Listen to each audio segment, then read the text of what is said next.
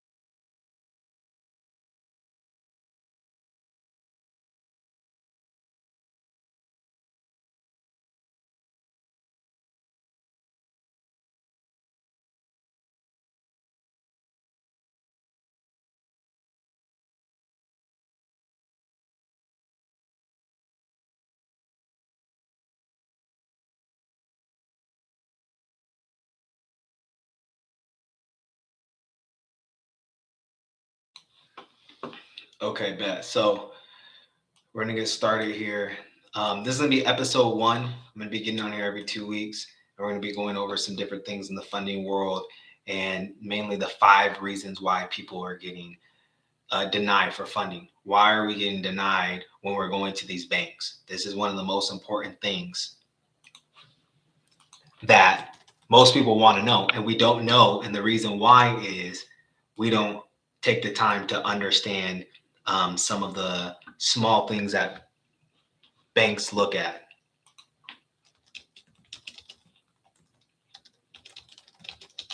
So a lot of times banks are looking at different things from an underwriting perspective.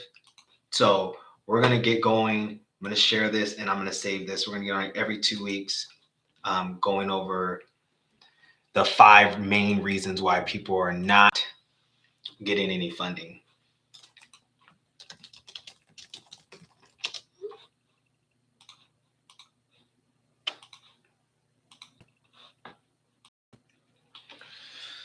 Let's get it. So we're going to go over 5 reasons why you're getting denied for funding. Okay. So every 2 weeks, I'm going to get on here. We're going to do a live breakdown plus the real scenarios. And I have an open Q&A for anybody that's watching, as well as an open Q&A for people that are submitting questions beforehand. So we have a couple different scenarios that we're going to go through today for people that already submitted them. So if you guys can't make these, you guys can always drop a submission on Instagram, Elevate. What's my new Instagram? Elevate with Demario _. And that way you guys will be able to hear kind of what my take is on your funding situation. So let's get into it. So who is this for? So this is for business owners trying to access capital, credit repair clients that is ready to get funding, and capital partners with pre-approved decline. So if you're already working with me and you have clients, you can send them to this chat, to the live stream every 2 weeks. And that way they're able to get, direct information from me. And then anyone confused about denial. So most of the time people are getting denied, especially in 2026 for funding. And the game has changed a lot since the last year and even 2 years. So it's super important to that. This is kind of big reasons or why. That's what we're going to go over. So if you've been told you qualify but still get denied, this is for you. So everybody using Credit Karma, everybody using pre-approvals, and then they deny you, this is what they're not telling you. And this is really important because if you are getting pre-approved for something and then denied on the back end, these are probably the reasons why. Because when you look at Credit Karma and you look at pre-approvals in general, they're looking at a superficial credit score. So they're not really doing a hard pull and going over all your data, which for most of the time, we see about anywhere from 30 to 40% chance that you won't get approved. And that's because of all of these little nuances. So the reality check is most denials aren't about credit scores. So if you have a 720, that doesn't equal approvals. I have a client I'm working with right now. We're building out their credit score, but they can't get any credit cards. They already have a 720 and they can't get it. So a lot of times when we look at score, especially if you're under 25 or 30, you have a thin profile, which means you don't have a lot on your credit profile, banks aren't going to mess with you if you have, even if you have a 720, right? This is why you could take one person with a 720 credit score that has nothing on their credit, maybe one credit card, and then someone with a 670 credit score that's still going to get more approvals. And that's going to come to the banking relationships. So the 720 doesn't equal automatic approvals. Income alone doesn't matter. So for instance, this is for all my high earning incoming people that are in sales or self-employed. Just because you make 100K a year or 80K a year, that doesn't mean you're going to get approved. And pre-approvals doesn't always mean you're approved. Again, if you guys are going to like Credit Karma, you guys are taking advice from Credit Karma because they match you with cards that they think you can get approved for, that doesn't mean you're approved. A lot of times I have clients before that go and try to get loans, and they pre-approve on loans and then they get rejected because of many different factors. And that's what we're going to kind of cover. So we want to understand strategy is more important than the score. I see 700 credit scores get denied pretty much every week, or told before they work with us. If you have a thin profile and you have a 700 credit score, you're almost highly likely going to get denied. So we're going to go 5 instant disqualifiers. So 5 mistakes that are killing your approvals. So when you guys are overexposed across lenders, okay, that's one of the big things. So when multiple banks have credit cards that they've given you and that you are 40, 50, 60% utilization, meaning if they give you $1,000 and you're using 400 to 500 on multiple cards, I see this all the time with high utilization, you're overexposed, right? You have a high debt to income, meaning the amount that you're making versus the amount that you got is too high. And most lenders aren't going to mess with that. So that's one. Too many recent inquiries. I mean, if you guys are on TikTok, Instagram, YouTube, you guys are hearing that having inquiries, too many inquiries is going to be a negative thing. Now, this is one thing that is true depending on how much you have on your credit. So for me, I have over 40 accounts on my credit. So me having 5 to 8 inquiries isn't going to be as big as if I had 5 to 8 inquiries and I had less on my credit. Maybe I had 5 accounts. This is important though. If you have too many recent inquiries, they're going to look at you like you're desperate. And that's just the reality. So that's the second one. And then weak business structure. So a lot of times people are getting LLCs and they're not getting websites. They're not getting business bank accounts. This is actually huge. You can have a business. You can have an LLC website. You can have a team. You can have all of this stuff running. But if you don't have that business bank account, it is really affecting people, especially if you're going for business funding. They want to see that you have deposits in your business bank account. It doesn't matter on your personal. They don't want people putting money in their personal account that's in business. And the crazy thing is, I see this all the time in my industry. One of the first questions we ask before we start helping someone is, do you have a business bank account? And a lot of times it's, no, I've been using my personal. No, I had one, but it's easier because I'm getting paid through Cash App and Zelle that I don't deposit into my business bank account. Deposit directly into my personal account. You guys have to stop doing this. When you guys are going to American Express, Bank of America, Capital on Tap, and lenders that only lend on business bank statements, if they don't see that you have business bank statements, they start that clock over. Meaning if you have an LLC that's 2 years old and you don't have a business bank account, it's going to be hard to get funding. It's going to be real hard. And then the next one we see is no business banking relationship. So again, this is one for people that are just going for personal income as well. If you guys are using Cash App and Chime, I had somebody ask me if they can qualify for funding with a Cash App. Matter of fact, I actually tried to help somebody who was like 5 years ago. They were trying to get a car. And we submitted all these screenshots to a bank specifically for them to get a car on with Cash App, and it didn't work because they didn't have the real banking relationships. And then the high utilization. If you have high utilization right now, it's going to be hard. Most people that I've been helping funding, when they come to me, are already anywhere from 30 to 60% with high utilization, which means they're using 30 to 60% of their available credit. Banks hate this. So these are the big instant disqualifiers. Banks this, you're most likely not going to get anything.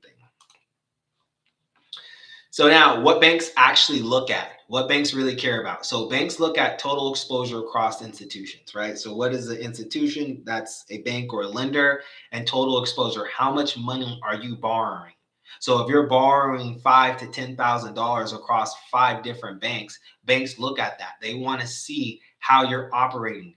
Banks share data. They see all the patterns. There's so many different people online telling you guys all these tricks and hacks and plays and stuff. But the reality is banks aren't stupid. They pay a lot of money so they can make sure that they have all these algorithms to understand consumer spending, understand business spending. So that's important. And then velocity of applications. How many applications have you done recently? Have you done 3? Have you done 5? Have you done 10? This is the inquiries as well.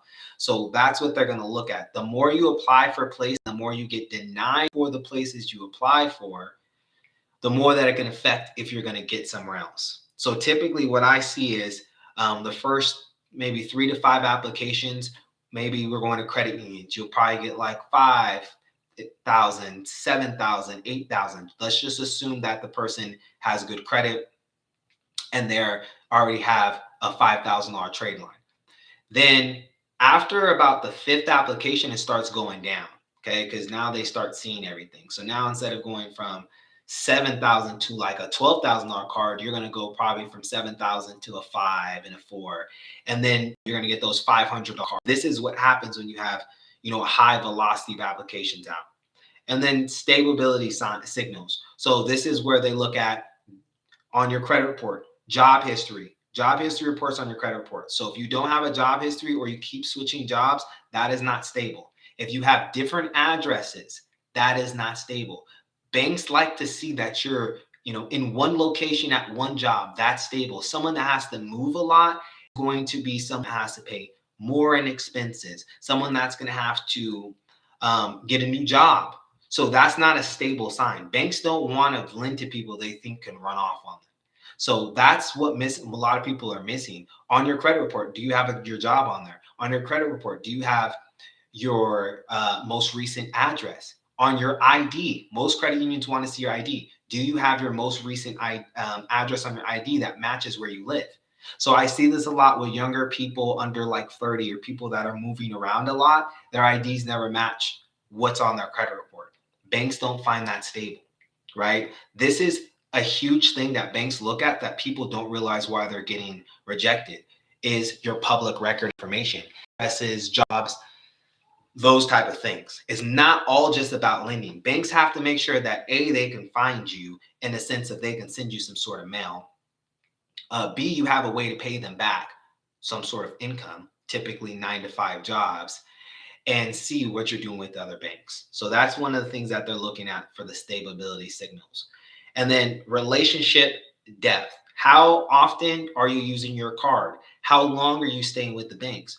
Are you going with one bank and then moving to another? A lot of people tell you guys to go open multiple banking relationships. But if you open up multiple banking relationships and you don't use those relationships, that isn't going to help you guys in the long run, right? So what we got to do is when we're opening bank accounts and we're using these credit unions, which I like to go to, we want to make sure that we are using them for a while. We want to be with the bank for 3 to 5 years. That's really good. So when you're starting out, that's one of the things that banks are looking at. And then risk layering, right? How are they going to mitigate the risk? Okay. Do you have multiple different types of lending on your credit? So that's the things that they're looking at, your overall risk. So say you have high utilization, right? But you pay on all the time. Everything else marks the spot. You might be able to get a personal loan. But if you have high utilization, your ID doesn't match your personal credit, you move all the time, you've had 3 jobs in the last 4 years, then they're going to layer it. They're going to consider that's risk layering. Your overall risk has gone up. So it's something that's important to look at as well. So now I'm going to go over some of the pre-submitted submissions that we have and kind of give my take. So this is the data points that's going to be on the right? So they're at 60%, 68% utilization on 2 cards. They have 4 inquiries in 30 days, no secondary banking relationships, and all exposure at one major bank, which means they are at one bank with 2 cards that they're using up to 68%, and they have 4 inquiries in 30 days. Okay, so here's the submission. Hey guys, I'm 42. I make about 180,000 a year. My credit is a 740. I own 2 rental properties and a primary home. I've never missed a payment in my life. I recently applied for 75,000 in business credit to expand. I figured with my credit score and income, it would be simple. Instead, I got denied. When I looked deeper, I realized I was carrying higher balances than I thought, around 65 to 75% utilization across 2 cards. I had also applied for a few things in the past month, thinking I'd shop around. All my accounts are with one major bank, no relationships. The bank said my score was fine, but my overall profile raised concerns. I thought having great credit was enough. Clearly it wasn't. So this is a good case of having high credit, right? So for the person that submitted this, the 740 credit score is cool. It's a vanity metric, right? You have a 740 credit score probably because your age and your history and different things like that. The first couple of things I would look at to do is, one, I would start going to a couple different credit unions depending on where you are. You can go to credit unions and get a business bank account, and with business bank account, you can start building a relationship with them. The second thing I would do is with 180,000 worth of income, I would pay down those cards. I would pay down that utilization and get it to 30%. And then moving forward, I would have at least 3 to 5 banking relationships. So join some of those credit unions. Navy Federal is good if you can get in. If you're in Florida, Space Coastal Credit Union's good. California, Financial Partners is good. I mean, there's just a big list of different credit unions you can go to that are super local in your area specifically, not just the big guys. And I would join 2 to 3 of those and start putting some deposits in there. If you could put a direct deposit at one, and then once you get down to 30% utilization, I would ask for limit increases on the 2 credit cards.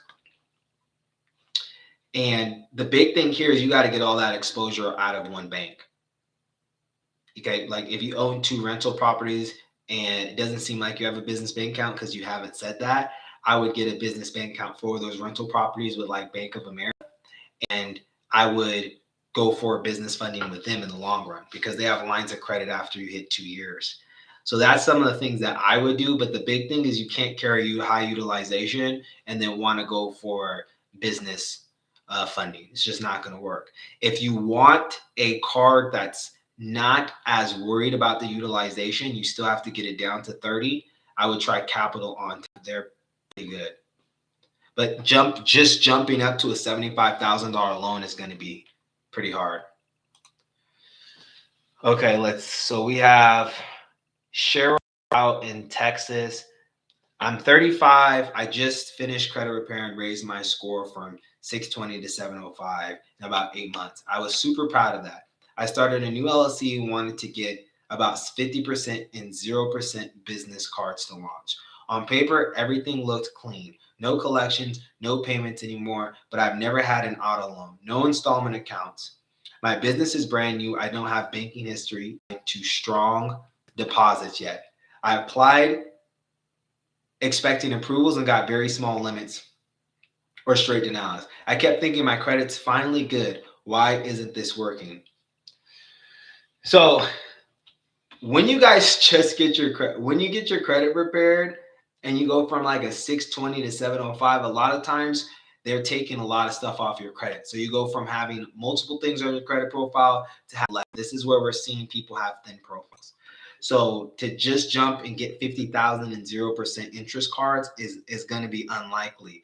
This is where you got to build out your relationships. This is where if you were working with me, I would start and my team would start getting you relationships with credit unions because they're giving more money for like credit cards. Like you're in Texas, there's a bunch of I think it's like Lone Star Credit Union, depending on what part of Texas you're in. And I would get an account with them and go for a credit card on your personal. That's the first thing I would start because the no banking history and the thin profile is gonna crush you. So you want to get a couple banking relationships for your personal. So you want to get a couple credit cards on your personal. Think Capital One, Discover, American Express, Everyday Cash Card. And you can do pre-approvals on all of those. That's why I'm saying that. So we can make sure you don't have a thin file anymore. Then as far as bank history, you're going to want to go get a business bank account.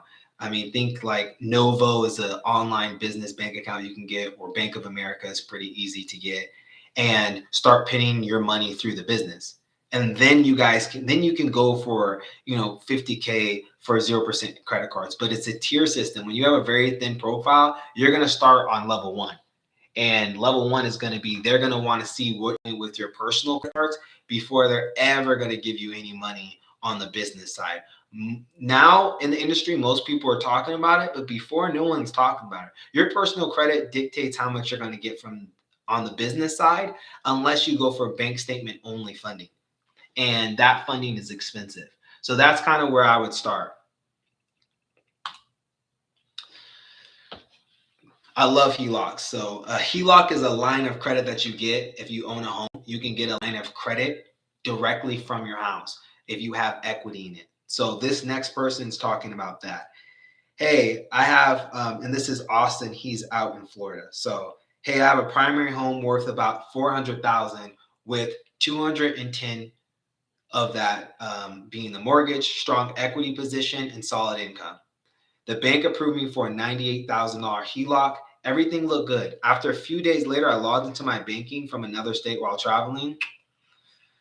Shortly after that, I got flagged for additional review. They started reanalyzing my exposure, other debts, open accounts, overall risk profile. Next thing I know, the line was pulled for funding or before funding. I was shocked. I thought once approved, it was done.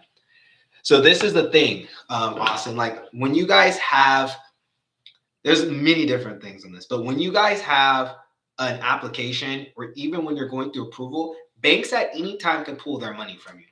I've seen this at a big deal in real estate where banks pull the lending for money that they've already given. And they do that during recessions. But since you didn't get the money already, they pulled it before. The big thing here is that fraud trigger. When you guys are logging in from different devices, you guys are logging in from different states. When you guys are traveling, or you guys are using a VPN, which some people use that because they game or they're, want certain access to certain websites. Banks as a risk. Banks see fraud as a huge risk. Even if you have a solid profile and everything is, up to par, they will deny it because banks have to look at what's our likelihood of getting our money back. And if they think that there's some fraud involved, you are not going to get that lending. I time and time again with clients. And a lot of people actually see this in the funding industry. If they're getting help with getting funding and someone else logs in stuff, they're not going to get the funding. Because that fraud trigger. So make sure when you guys are getting funding, you're not using VPNs and different things like that. So there's a couple companies. That's the reason why, like the fraud trigger is going to be the biggest thing. And no departments can override fraud triggers. I see this a lot in like the business banking world when people say that they're a consultant, but they run a car rental industry and the underwriter finds out that they're running a car rental, they'll pull it up. That's also considered fraud. So this is important to know. For something like this, once you get fraud with the specific lender, it's unlikely they're going to give you any money. So I would just look for other HELOCs out there.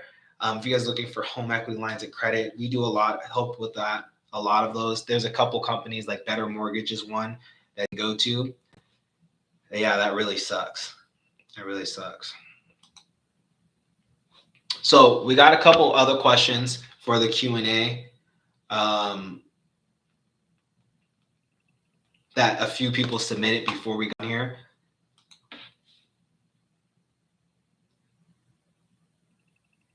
So this is Jasmine. She's out in Idaho. I'm 38. I make about 220,000 a year between my job and side business. My credit score is 730. I don't carry debt. I pay everything off monthly. I apply for business credit cards and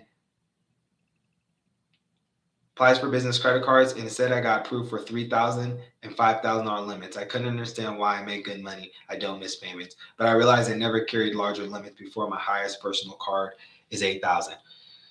Listen, go to credit unions. I keep saying this. We've called over 300 credit unions, and the way they lend is way different than banks, and a lot of them will give you guys money. So local credit union. So that's going to be the biggest thing. If you guys go to local credit unions, for instance, I got a client 15,000 that got 1,500 at another bank. So that's going to be important to just get some localized credit unions to give you guys money and apply with them. You get way more money in the long run, which will up your overall limits, and then you can go back to the big banks. Let's get it. The next one. We got Josh out actually he's in Vegas. Hi, I'm 33, 715 score, solid income, no late payments. I applied for one card and got approved. So I figured I'd go ahead and apply for 3 more while my credit was hot. Within 2 weeks, I had 4 inquiries, 2 approvals, 2 denials. The first bank cut my limit down after reviewing my recent activity. I didn't realize stacking application too fast could be risky. So early on, I actually had 3 cards with US Beeline Financial, and I got a bunch of funding. I was real new to this, and I got a bunch of personal funding directly with like big banks, Apple, Chase, Capital One. And I went to use my US Bank credit card. And after I used my US Bank credit card at the Apple store, I spent about $3,000 on it. First off, my card got closed. Actually, it got restricted and then it got closed. But they didn't only close one card, they closed 3 cards. And one of them was a different brand. I didn't even know that US Bank and Bank of America are all under Elon Financial. So I called this underwriter at the reconsideration department and I asked them what's going on. And they say, no, we're going to close your account. The guy was real rude and he told me, and I agree 100% with the underwriters. So, and the reason why was because I had like 7 inquiries on my credit and I was using all of my cards. So a lot of times banks are looking at what we're doing on the back end. So for instance, people think that if they have $40,000 or $50,000 worth of credit cards, that they can just take the $50,000 all at once. It's not going to happen because as soon as you hit bank 1 and 2, bank 3 and 4 are going to catch on.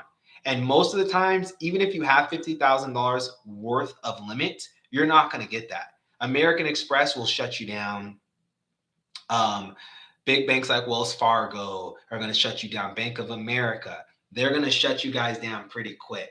So it's unfortunate. If you guys go for multiple cards, understand banks like Capital One and Chase are a little bit safer to the limits. But when you get into American Express and you get into Wells Fargo, Bank of America, these guys will shut you guys' limits down quick. So getting a bunch of cards at one time isn't always a good thing because banks look at that as desperate. The average person's getting 2 credit cards maybe in 3 to 6 months. They're not getting a bunch of credit cards in 1 or 2 weeks or a day.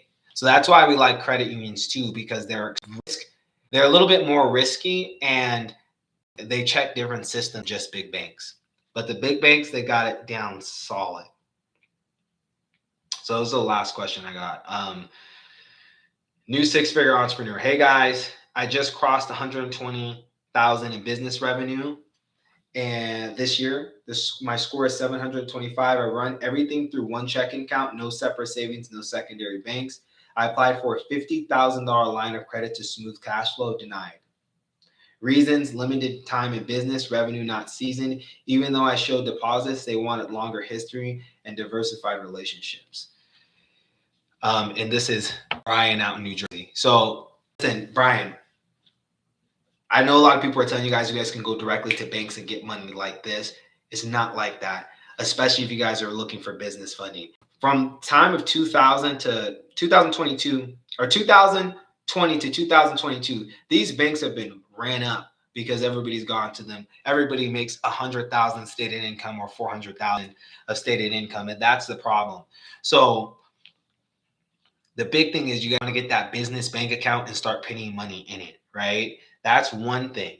But the second thing I recommend you guys doing after about 6 months, start to have another bank account, right? A lot of times we have something called accounts payable and accounts receivable, meaning we get our money in one account and then we spend our money in the other account. So basically, income and expenses, if you think of it like that for your personal. Now, a lot of times, if you do that, now you have money going in and out of both accounts, and you have two different banks that you could bank with. And what is really underutilized right now is using QuickBooks. QuickBooks has a line of credit. If you guys use them and hook your bank accounts up to, it can really help you guys because they know how much money is coming in and out of the accounts. So I would recommend using that and QuickBooks and establishing that with your banks and getting bank accounts, not just one. So that's the last question we have to submit. If you guys are watching this, you guys can submit questions after directly under this post, and I'll be answering them the next time I'm on. Now, if this sounds like your situations, don't go applying to 5 banks and don't guess. You guys could call us and get a plan.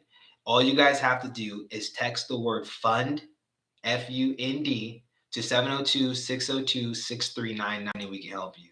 Again, text the word FUND to 702-602-6399 and we can help you. And I will see you guys in 2 weeks, and we're going to be going over we're going to be talking about home equity lines of credit, but we're going to go over some ways that you guys can, get approved.